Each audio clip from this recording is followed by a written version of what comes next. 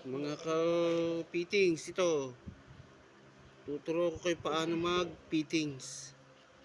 Ito, puputulin muna natin kasi pangit yung pagkaputol eh. Ayan, walang cut yan eh. Ayan. Kailangan nyo ng ganito kasi pamputol yan.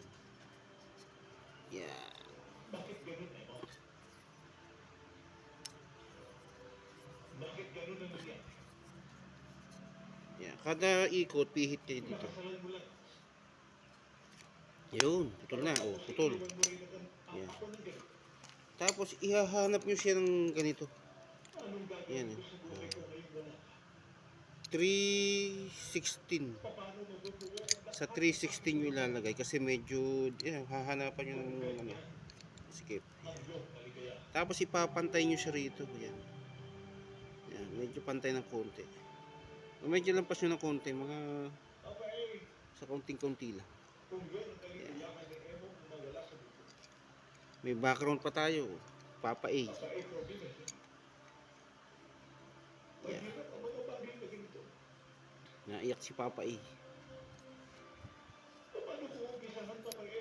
Ayan. Daw.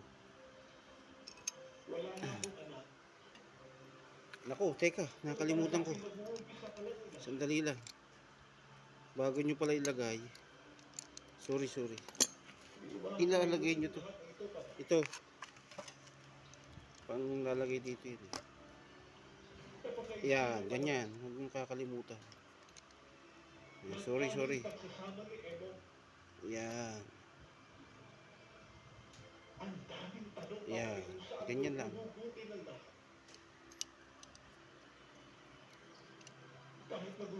Yan.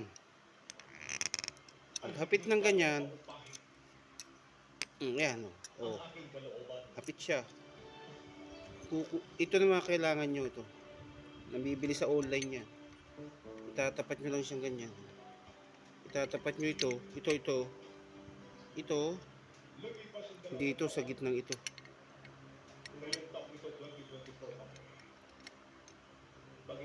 Tapos pipihitin nyo lang ganyan. Yan. Yan.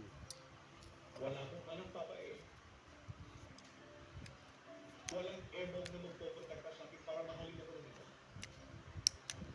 Yan. Paulit-ulit nyo lang para ma-fix yung. Yan. Panahon na ba? Yan. Lugan nyo lang. Yan, ang ganda oh. Lapat na lapat siya. Kalimutan ko si Ebon sa aking bibig at saka sa aking isip. Yan. Ano sa tingin mo pa eh? Yan. Yun oh. Ganda oh. Ano sa tingin mo? Yan oh. Ganda oh. Oh. Panahon na ba? Medyo lalagyan nyo lang ng tape-lon. Kung may singaw siya, lagyan ng tape-lon. Galing, ganda. Sige. Okay. Tapos susuot nyo lang sa ganyan. Fittings na. At nagpapasalamat. Abel.